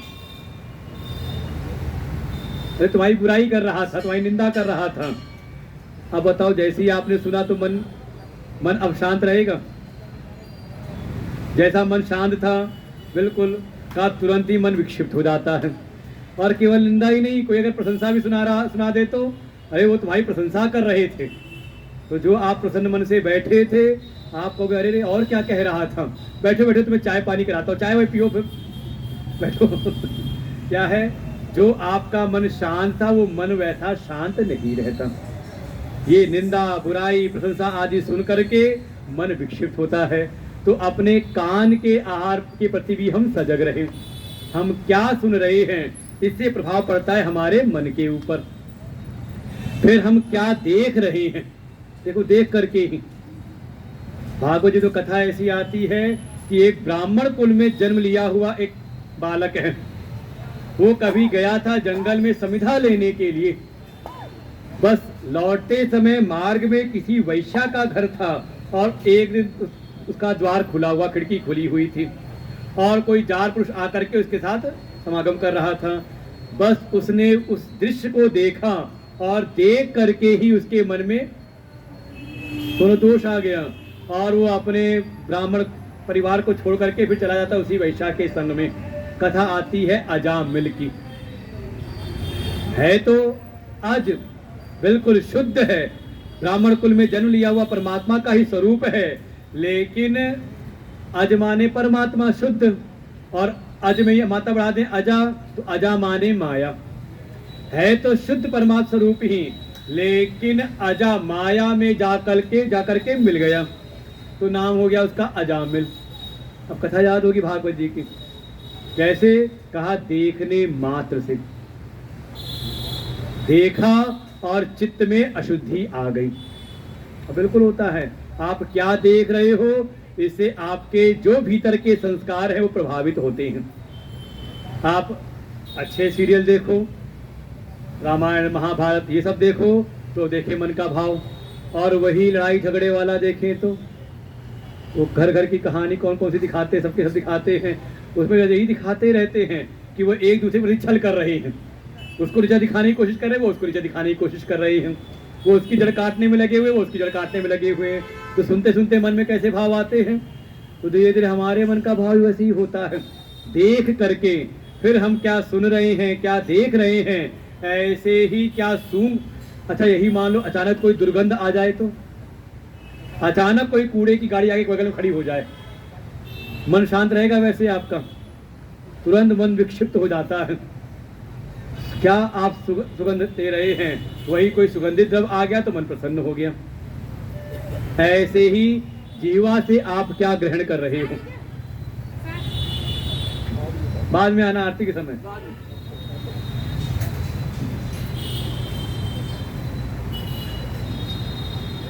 तो अपनी इन ज्ञान इंद्रियों के द्वारा हम कैसा विषय ग्रहण कर रहे हैं। देखो, जो हम भीतर ले करके जाते हैं, जैसा हम आहार करते हैं, केवल रसनेन्द्रिय से नहीं, बल्कि इन ज्ञान इंद्रियों, समस्त ज्ञान इंद्रियों से, पांचों ज्ञान इंद्रियों से कैसा हम आहार ग्रहण करते हैं, उससे हमारे मन के संस्कारों का निर्माण होता है। और इसके दूसरी ओर जैसा हमारा मन का संस्कार होता है वैसा ही हम आहार ग्रहण करते हैं।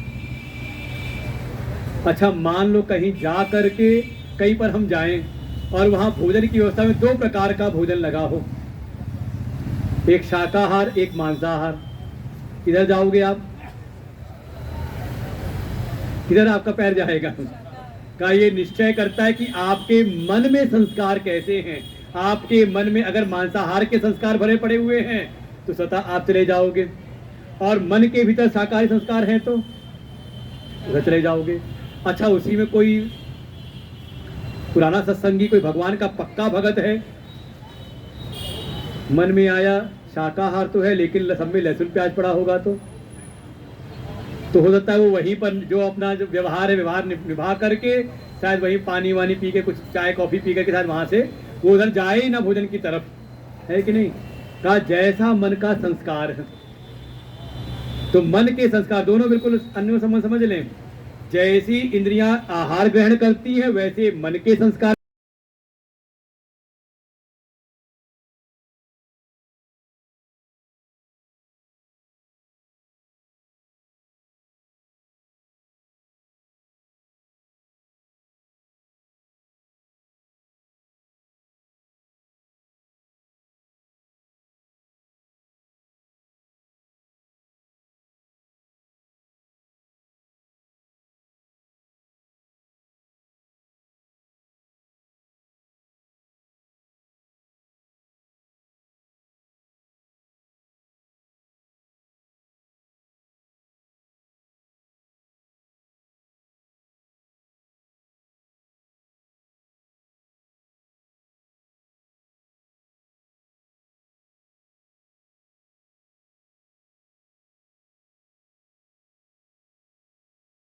हमारे उपनिषद वेद कहते हैं कि ये जो हमारा शरीर है ये शरीर रथ है। अच्छा, रथ का मालिक कौन है? स्वामी कौन है रथ का? परमात्मा नहीं है, भगवान नहीं, शरीर हमारे शरीर के स्वामी है कि नहीं? परमात्मा भगवान मालिक कौन है? अच्छा, परमात्मा मालिक है तो फिर गलत रास्ते पे क्यों जाता है? अगर भगवान मालिक है इस शरीर के तो ये गलत विषयों में, अभक्ष विषयों में क्यों जाता है फिर? अब बताओ कौन मालिक है? भगवान मालिक है। कहा मैं हूं, कहते ना कि मैं जहां चाहता हूं वहां शरीर को लेके जाता हूं। तो ये शरीर रूपी रथ का स्वामी है जीव आत्मा, जीव तो कहते ना मैं हूं, मैं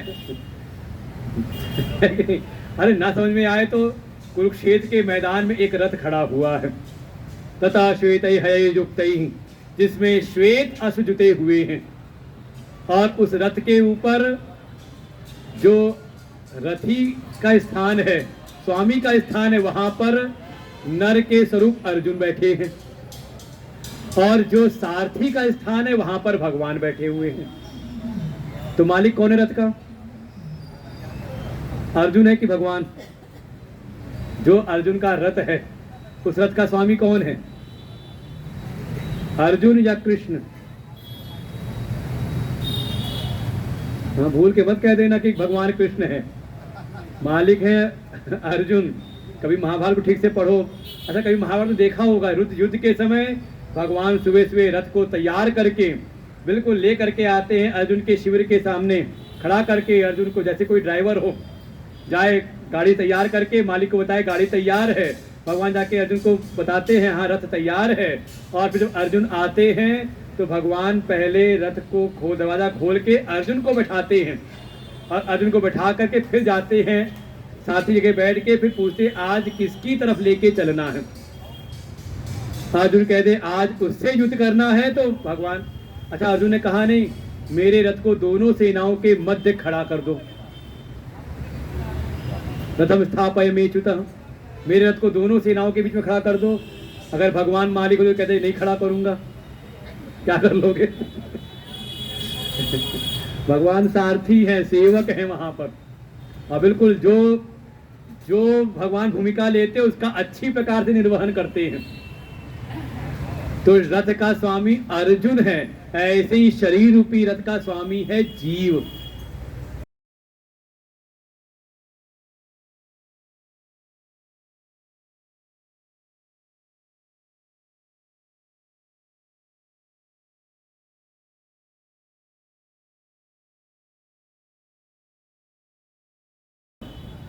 समय से आ जाओ, लेकिन ये शरीर किसकी मान रहा है? कहा जीव की, जीव जो चाहता है। फिर जो बुद्धि है सारथी, बुद्धिम तु सारथिम विद्धि। ये बात सबसे ज्यादा विचारनी है, ध्यान देने योग्य बात है। ये बुद्धि इस रथ की सारथी है, मन लगाम है, इंद्रियां घोड़े हैं, और ये बाहर के जो विषय हैं वो घोड़ों के चारे, इंद्रिय रूपी घोड़ों के चारे हैं। महिमा आपके रथ की तब है कि आपके रथ का सारथी कौन है। स्वामी तो जीव है, मैं हूं, लेकिन बुद्धि रूपी सारथी जगह पे आपने किसको बैठाया है? भूमिका इस बात की है, मुख्य बात इसी बात पर है। भगवान को बैठाया है अर्जुन ने अपने सारथी की जगह पर, इसलिए अर्जुन की सर्वत्र विजय होती है, उसको ज्ञान की प्राप्ति होती है। और इस सारथी रूपी बुद्धि के हाथ में मन रूपी लगाम है। भाई बुद्धि में जैसे संस्कार हुए, जैसी जो निश्चय हुआ, उसने वैसे ही लगाम को खींचा, और फिर उन लगाम के द्वारा घोड़े फिर संयमित होते हैं, है ना। तो हमें अपनी अगर इन इंद्रिय रूपी घोड़ों को संयमित करना है तो आवश्यक है मन हमारा सधा हुआ हो। मन रूपी लगाम किसके हाथ में हो? कहा ज्ञान से युक्त बुद्धि से। इसलिए मन को अगर ठीक करना है तो हमें अपनी बुद्धि को ठीक करना पड़ता है, और बुद्धि के सुधार का सर्वोत्तम उपाय है सत्संग। देखो, सत्संग में जाकर के बुद्धि को ज्ञान की प्राप्ति होती है, और इस ज्ञान से मन संस्कारित होता है। और मन को ठीक करने के लिए हमारे गुरुदेव कहते 3 चीजें करनी पड़ती, 3 उपाय करने पड़ते हैं। पहले तो देखो मन है क्या, इसको विचार करें, मन क्या है। तो गुरुदेव एक दृष्टांत देते हैं, उदाहरण। हम पूछे नदी क्या है, किसे नदी कहेंगे? जल को।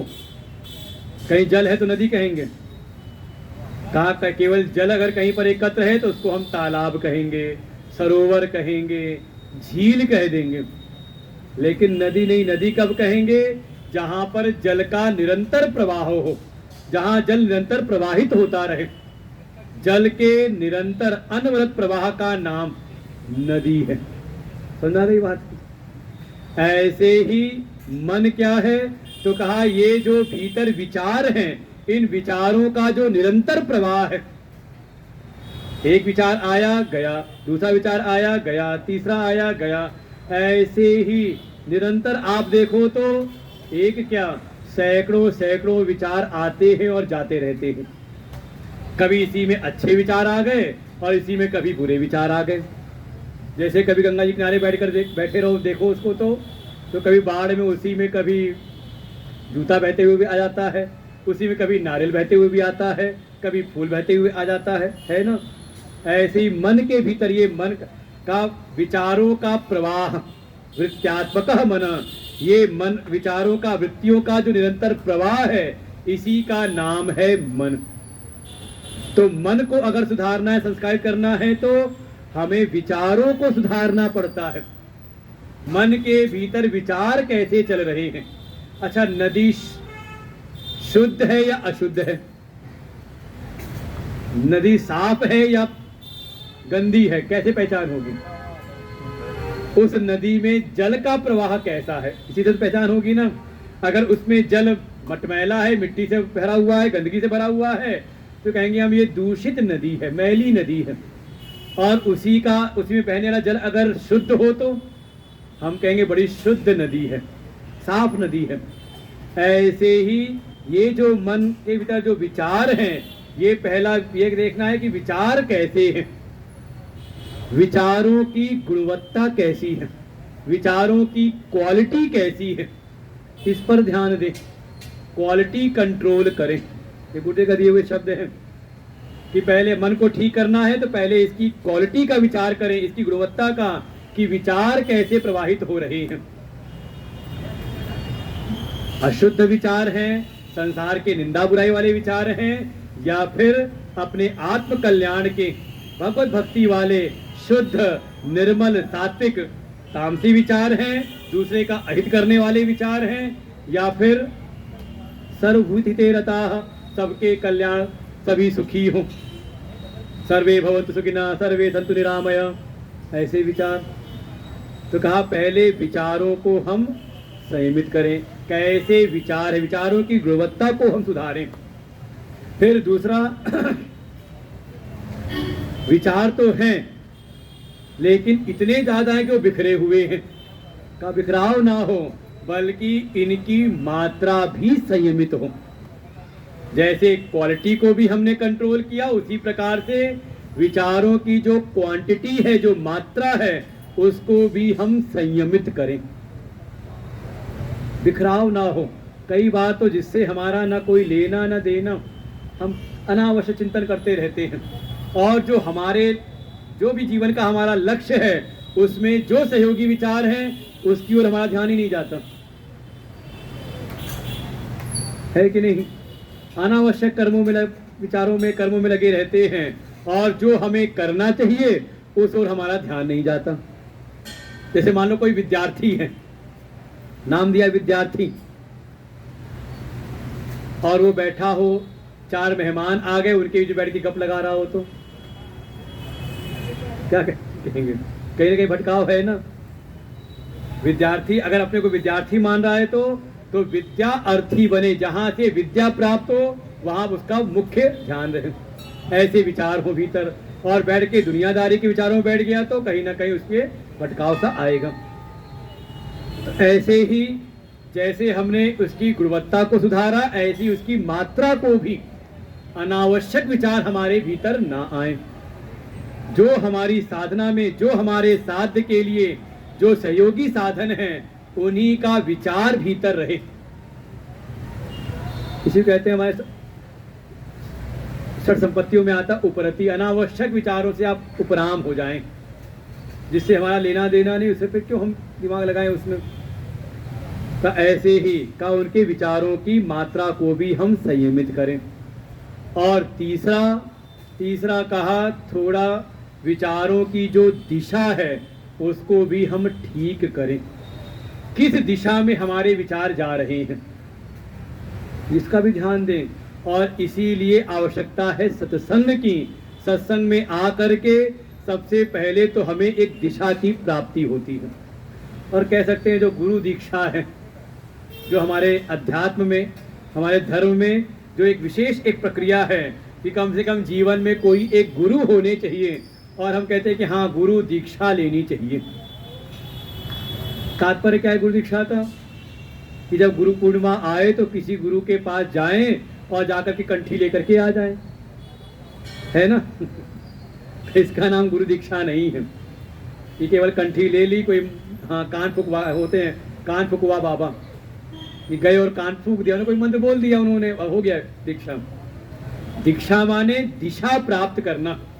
अभी जो हम जीवन जी रहे थे, एक सामान्य जीवन हमारा बीता जा रहा था, जीवन में कोई निश्चित दिशा नहीं थी, जीवन में कोई उत्कृष्ट, कोई श्रेष्ठ लक्ष्य नहीं था, इसलिए कोई दिशा नहीं थी।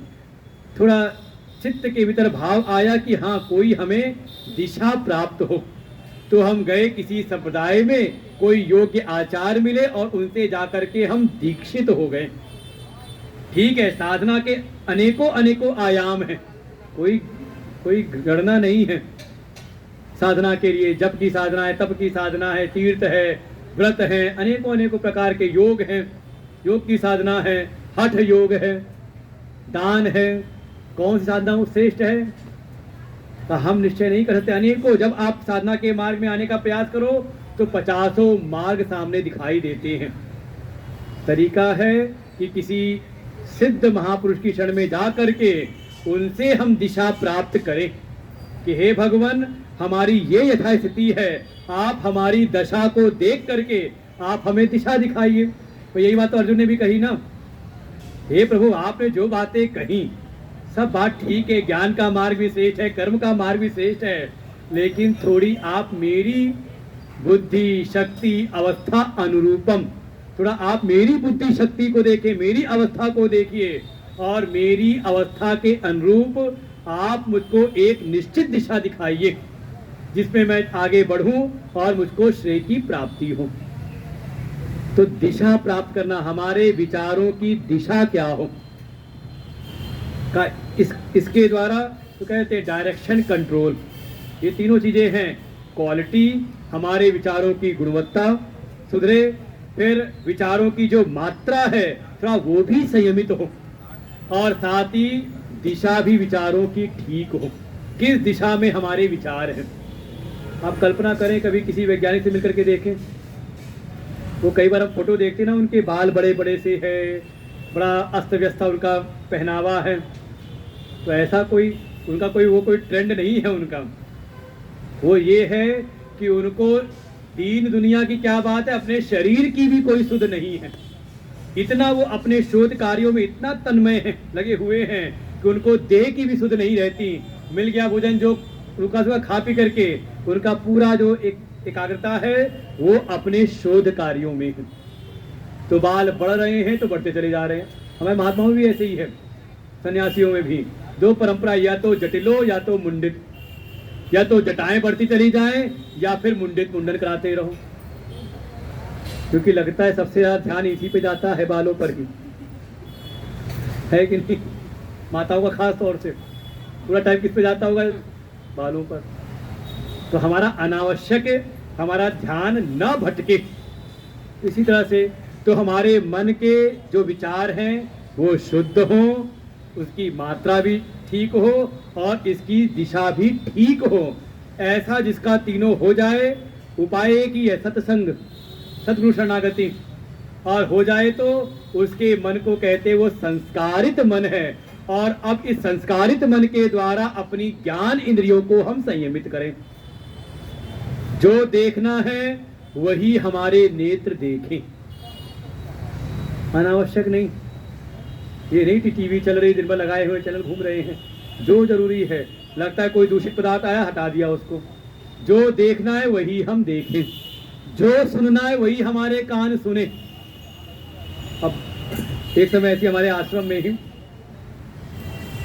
कुछ लोग आकर के बैठे, एक गांव के कोई भगत थे, वो आकर के उन्होंने दुनिया भर की गांव की राजनीति, पता नहीं क्या क्या, उन्होंने आधे घंटे तक चर्चा की, खूब बताया वैसा वैसा दुनिया भर की बातें, किसने क्या क्या किया, क्या क्या होता रहता है।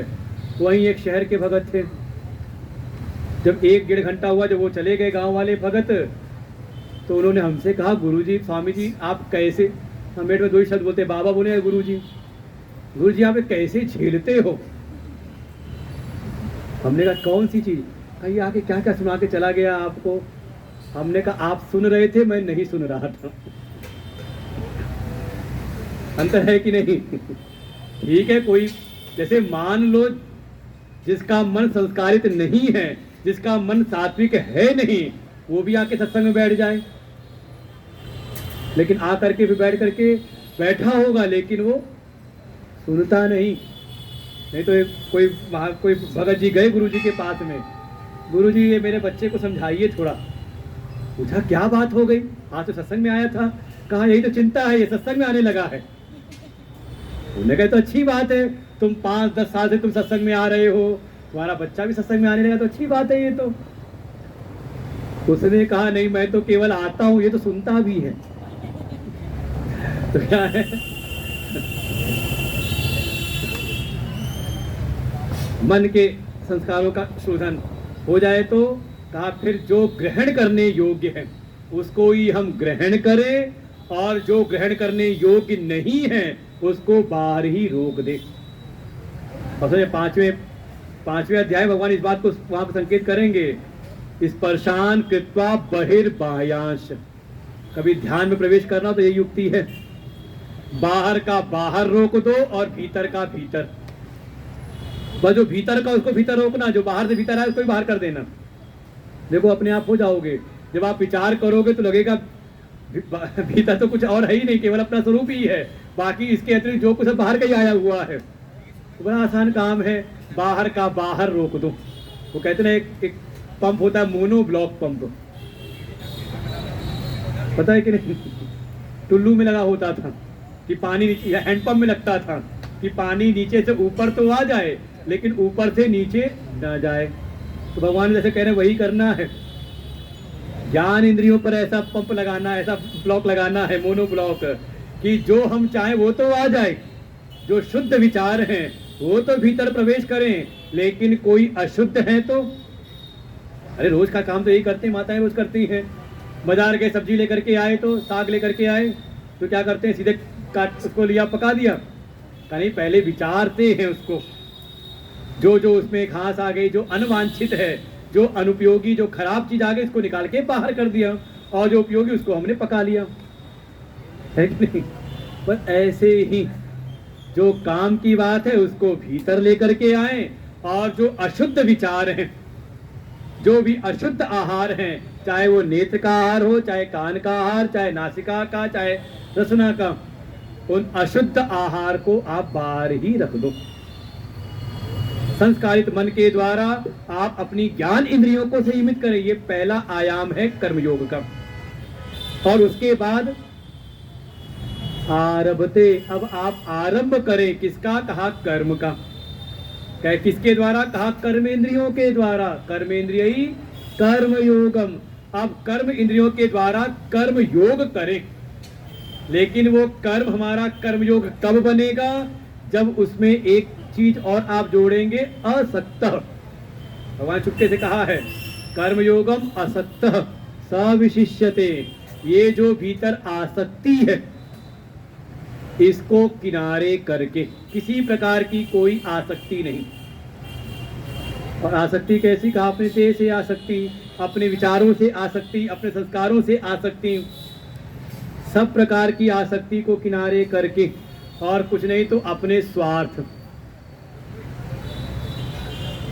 भाई दो प्रकार का जीवन जैसे दिखाया गीता जी में भी कहा, पहले अध्याय में, पहले दुर्योधन गया, कहता मद अर्थे, मुझको राज की प्राप्ति हो, इसलिए सब मरने को तैयार हैं। और अर्जुन कहता है ये शाम अर्थे, हम जिनके लिए चाहते थे ये राज्य, वही तो यहाँ मरने को खड़े हैं, तुम राज लेके करेंगे क्या? अंतर है ना। एक है स्वार्थ की भावना, जब हम अपनी कामनाओं की तृप्ति के लिए, अपनी इच्छाओं की पूर्ति के लिए, अपनी इच्छाओं, अपनी कामनाओं से आसक्त होके करते हैं, तो हमारे द्वारा की गई जो क्रिया है वो हो जाती है कर्म। और वही अपनी इच्छाओं, अपनी कामनाओं से आसक्ति का त्याग करके, असक्त अपने स्वार्थ का त्याग करके जब आप वही कर्म करते हो तो हो जाता है कर्म योग।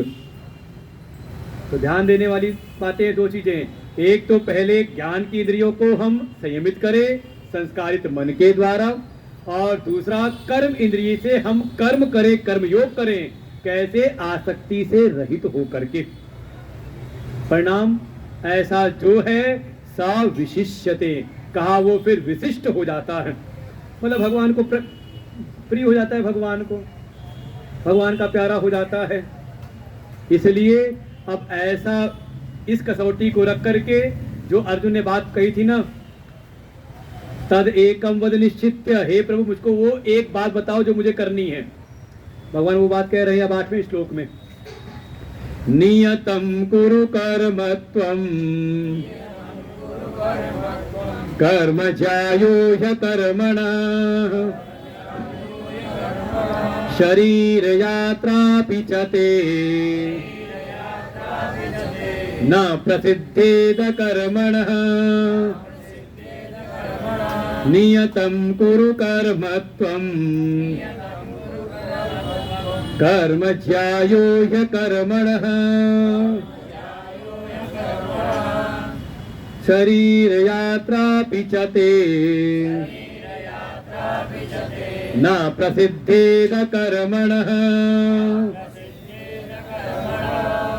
जो अर्जुन ने पूछा था, भगवान अब कहते हैं स्पष्ट, हे अर्जुन तुम कुरु नियतम कर्म, बिल्कुल आदेश है कुरु। हे अर्जुन तुम जो भी तुम्हारे नियत कर्म है उसी को तुम करो। क्यों? क्योंकि कर्म ज्यायो ही अकर्मण, क्योंकि अकर्म से कर्म श्रेष्ठ है। ज्यायो, पहले ऐसा जायसी, वही सब यहां पे भी आ गया जायो। कुछ नहीं करने से, आलस्य से पूर्ण जीवन से कुछ करना ज्यादा श्रेष्ठ है, ज्यादा अच्छा है। एक बात तो पक्का है, भगवान को आलसी प्रिय नहीं है। और हमारी जो भक्ति का मार्ग केवल वो कहते हैं निठल्लों का मार्ग नहीं है। वो तो बस क्या कि मनमर्जी मनमौजी काम कर रहे तो बात अलग है। नहीं तो भक्ति हमारी जो है, जो हमारे सनातन धर्म की भक्ति है, हम पूर्णता के उपासक हैं, परफेक्शन के। और कैसा परफेक्शन है, कैसी पूर्णता है कि आप देखें जो आराध्य जो भी देव हैं उनका अपना एक अलग श्रृंगार है। और आप श्रृंगार को देख करके पहचान लेते हैं कौन राम है, कौन कृष्ण है, कौन शिव है, कौन हनुमान है, कौन दुर्गा है, कौन लक्ष्मी है, कौन सरस्वती है, कौन गायत्री है। अलग अलग रूप है ना, पहचान लेते हो ना श्रृंगार को देख करके। तो कैसे कह दिया कि लापरवाहियों का बेपरवाहों का मार्ग है? बिल्कुल पूर्णता का, स्वच्छता का। अपूर्णता के हम पुजारी नहीं है। जो धीरे धीरे सब मार्ग दूषित हुए थे, ये भक्ति का मार्ग भी दूषित हुआ। कभी प्रवेश करेंगे 12वें अध्याय में गीता जी में, देखेंगे भक्ति है क्या वास्तव में। बिल्कुल सजगता के साथ में। भगवान को एक बात पक्का है कि आलसी प्रिय नहीं है। और हमारे सनातन धर्म में कहीं भी आलस्य का महिमा मंडन नहीं है। कुछ नहीं, अर्जुन तो यही कह रहा था कि इस युद्ध को करने से तो अच्छा है कि मैं युद्ध को छोड़ के चला जाऊं, भिक्षा का जीवन यापन कर लूं। यहाँ तक कि जो भिक्षा का जीवन यापन करते सन्यासी, उनके लिए भी नहीं कि हाँ सन्यास ले लिया तो वो कहे दो भले, बैरागी मरे खाए नहाए नहाए और सन्यासी मरे खाए। बिल्कुल वहाँ पे भी नहीं, वहाँ पर भी साधना के आयाम है। कम से कम कुछ नहीं, सन्यास के बाद ठीक है संसार के कोई कर्तव्य नहीं, लेकिन वहाँ पर गुरु की सेवा अनिवार्य है। जिनसे ज्ञान की प्राप्ति है करनी है, उनकी सेवा, उनकी शुश्रा, उनका अनुशासन। और इतना कठिन होता है कि घर में वो अनुशासन नहीं दिखता वो। तो आलस का मार्ग कहीं पर भी हमारे शास्त्र में, हमारे सनातन धर्म में आलस्य का कहीं भी महिमा मंडन नहीं है। बिल्कुल ध्यान से निकालते। ये जो भक्ति, ये जो कर्म योग, ये जो ज्ञान है, कहा ये आलसियों का मार्ग नहीं है। नायम आत्मा बलहीनेन लभ्य न च प्रमादात् तपसा वाप्य लिंगात्। ये हमारी उपनिषद श्रुतियां कहेंगी। ये बल से हीन है, दीनहीन पड़े हुए, कल भी कहा था ना, जो कहीं आसक्त हैं उनके लिए ये ज्ञान नहीं। जिनके भीतर हीन भावना है उनके लिए कोई ये ज्ञान नहीं। किसी प्रकार का कोई अगर आलस्य है तो उसके लिए भी ये मार्ग नहीं है। ये पुरुषार्थियों का मार्ग है। इसीलिए हमारे यहाँ धर्म अर्थ काम को पुरुषार्थ कहा है, तो मोक्ष को भी पुरुषार्थ ही कहा है। भगवान कहते कर्म ज्यायो ही अकर्मणा। अकर्म से, आलस्य से, कुछ नहीं करने से कुछ करना श्रेष्ठ है। बस क्या करें? नियतम कर्म, जो भी हमारे नियत कर्म हैं उनको हम करते रहें। क्यों? मन में आ जाए क्यों ना करी जाए, क्यों करें ऐसा? तो भगवान आगे उसका हेतु भी देते हैं। शरीर यात्रा पिचते न प्रसिद्धेत अकर्मणि। क्योंकि अकर्म में रह करके आलस्य पूर्ण जीवन में रहते हुए का ये जो शरीर की यात्रा है ना, इसकी भी प्रसिद्धि नहीं होती। तो सीधे सीधे आप इसको समझ सकते हो इस बात को। किसी से आपको मीठे में, अगर किसी से आपको अगर बदला लेना है, कोई अपनी पुरानी रंजिश निकालनी हो, तो उसकी इतनी सेवा करो कि उसको कुछ भी ना करना पड़े। उसको बढ़िया सा एक अटैच कमरा दे दो, अटैच लेट बाथरूम वाला, उसकी सारी सेवा वहीं पर, तुम्हें कुछ नहीं करना, तुम बिस्तर में पड़े रहो, यहीं पर भोजन, यहीं पर बस, यहीं पर नहाओ धो, जो करना वो भी करना, करो नहीं कोई मतलब है। खूब सेवा करो, कोई काम ना करना पड़े उसे। और इतनी सेवा आप कर दो, 5-6 महीने कर दो, देखो आपका काम निपटे हो जाएगा काम। वो अपने आप निपट जाएगा। का शरीर में अनेकों प्रकार के रोग आके बैठ जाएंगे। शरीर की यात्रा, ये जो शरीर की जो जीवन यात्रा है का, ये भी ठीक नहीं चलती। और तो और इस संसार में अगर किसी को भी प्रसिद्धि की प्राप्ति हुई है तो कर्म के बल पर ही प्राप्त हुई है। अरे कुछ नहीं, अगर किसी को 99 सीट भी मिली है तो कम से कम उसने भी तो पुरुषार्थ किया है ना। भारत का दक्षिण से उत्तर की यात्रा की, पूरब से पश्चिम की यात्रा की, कुछ तो किया है ना। ऐसे ही थोड़ी ना कोई नेता प्रतिपक्ष बन जाता है कि नहीं। हम कहे बिना पुरुषार्थ के, जब तक नहीं कर रहे थे, महत्वाकांक्षाएं थी, नहीं कर रहे थे तो नहीं था, और किया तो मिला ना, प्रसिद्धि प्राप्त हुई ना। तो ऐसे ही जैसे भी समझ में आ जाए, इस संसार में किसी की भी जो ये शरीर यात्रा है, ये जो जीवन यात्रा है, प्रसिद्धि को नहीं प्राप्त होती जब तक वो पुरुषार्थी ना बने। बिल्कुल, कोई अगर पुरुषार्थ में लगा रहे, परिश्रम करता रहे, बस विवेक से युक्त होकर के। कल भी कहा था, कर्म माने कुछ भी कर लेने का नाम कर्म नहीं है। का प्राप्त परिस्थितियों में सामर्थ्य, जो भी प्राप्त सामर्थ्य है, उसका विवेक से युक्त होकर के अगर कोई प्रतिक्रिया करे, उसको हम कहते हैं कर्म। तो जीवन की यात्रा प्रसिद्धि को प्राप्त तब होती है जब कोई पुरुषार्थ करे, कोई श्रेष्ठ कर्म में लगा रहे, तो उसकी जीवन यात्रा प्रसिद्धि को प्राप्त हो जाती है। तो क्या करें? कहा जो नियत कर्म है। तो नियत कर्म कौन से हैं? तो हमारे यहाँ कर्म के वर्गीकरण में वर्ग क्या आता है? पहला कर्म है नित्य कर्म, जो हमें करने ही हैं।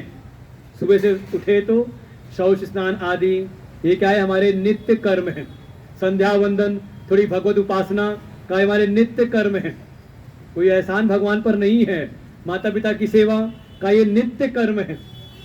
आप कहो कि नहीं हम माता पिता की सेवा करते बड़ा पुण्य करें, कोई पुण्य नहीं, ये नित्य कर्म आपके हैं, ये करने ही चाहिए। और कोई ना करे तो अकरने च प्रत्यवायः, ना करने पर पाप होता है। फिर दूसरे हैं नैमित्तिक, कोई निमित्त पड़ने पर कोई कर्म आ जाए, और निमित्त पड़ने पर अगर हमारा नित्य कर्म छूट जाए तो कोई दोष नहीं।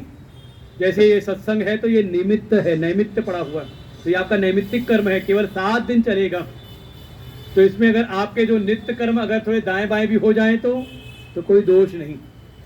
तो दूसरा है नैमित्तिक कर्म। तीसरा कहा उपासना कर्म। जो उपासना है वो भी हमें करने ही चाहिए, क्योंकि भगवान से हम प्राप्त करें, देवताओं से हम ले रहे हैं, तो देगा कौन? का ये भी एक कर्म, उपासना कर्म। फिर काम में कर्म, अगर कोई कामना से प्रेरित होकर आप कोई कर रहा है तो काम में कर्म के अंतर्गत है। जैसे पुत्र की प्राप्ति के लिए पुत्रेष्टि यज्ञ किया, तो नौकरी पाने के लिए हमने कोई अनुष्ठान कराया, लक्ष्मी की प्राप्ति को अनुष्ठान कराया, तो वो काम में कर्म के अंतर्गत का ये भी एक कर्म का वर्ग है। फिर एक है निषिद्ध, वेद ने जिसको निषिद्ध किया है, मना किया है, वो भी एक कर्म है। और निषिद्ध अगर भूल चूक से भी हो जाए तो एक है प्रायश्चित कर्म। लगभग 6 हो गए, नित्य, नैमित्तिक, उपासना, काम्य, निषिद्ध और प्रायश्चित। ये 6 प्रकार के कर्म हैं। तो इसमें जो नित्य है, नैमित्तिक है और उपासना, ये जो 3 हैं, ये आपके नियत कर्म हैं। वो ऐसे कर्म हैं जो किसी फल के लिए नहीं होते, और जहां फल का निश्चय करके कर रहे हैं तो काम में कर्म में चला गया। जो आपको करने ही चाहिए, जो आपके लिए करणीय है, करने योग्य करना ही चाहिए, और जो किसी फल के लिए नहीं हो। अच्छा, सुबह स्नान करते हो किस लिए करते हो?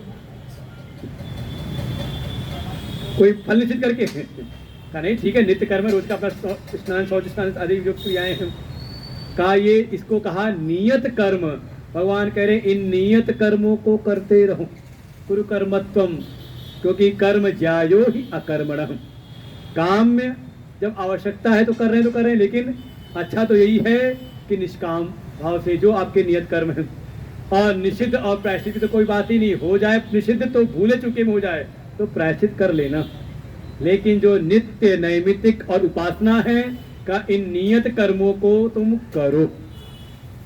तो मन में आया एक भाव कि इनको कर करके ही तो हम कर्म के बंधन में आए हैं। भाई कुछ किए थे, तो उसमें या तो पाप हुआ तो हम कहीं ना कहीं पाप के बंधन में फंसे, संताप मिला, और वही करके पुण्य हुआ तो उससे हमें कोई सुख समृद्धि प्राप्त हुई तो उससे भी कहीं ना कहीं हम फंसे।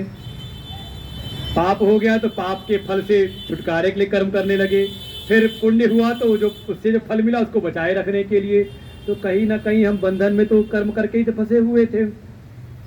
तो ये जो कर्म हमने सुना है कि कहीं ना कहीं कर्म कर करके ही तो हम कर्म के बंधन में फंसे हैं, तो कर्म क्यों करें? तो भगवान पे इसका उत्तर देते हैं 9वें श्लोक में, और ये सूत्र वाक्य है, इसी का फिर आगे विस्तार करते चले जाएंगे। तो हम लोग इसको फिर सुनते हैं कल कि कर्म बंधनकारी तो हैं, लेकिन अगर जैसे कहते हैं ना, आयुर्वेद में ऐसा कहा जाता है कि जो रोग का कारण होता है, जिसके कारण रोग आता है शरीर में, अगर उस कारण को अगर औषधि विधि से ग्रहण किया जाए तो वही रोग से निवारण भी कराता है। और ऐसा भी हमने सुना था कोरोना में भी, कि कोरोना की वैक्सीन बनी तो किससे बनी? का उसी कोरोना के जो वायरस था उसी का। और इसका मतलब ये नहीं, जैसे कहावत है ना, जहर को जहर ही मारता है, तो इसका मतलब नहीं कि किसी को सांप काट दे तो 2 सांप और कटवा दो हाँ, जो घंटे घर में जीना हो तो 2 मिनटों में मर जाए। का औषधि विधि से, जब जो रोग का कारण है जब उसको औषधि विधि से जब दिया जाता है तो वही रोग के निवारण का भी साधन बन जाता है। तो ऐसे ही भगवान संकेत कर आगे उपदेश करते हैं कि जो कर्म बंधनकारी हैं, लेकिन अगर उन्हीं कर्मों को अगर औषधि विधि से किया जाए तो वही बंधन से मुक्ति का फिर साधन बन जाता है। वही उपदेश, वही शुद्ध भगवान ने दिया 9वें श्लोक में। तो हम लोग कल सुनते हैं, आज यहीं पर विश्राम लेते हैं। श्री कृष्ण गोविंद हरे मुरारी, हे नाथ नारायण वासुदेव।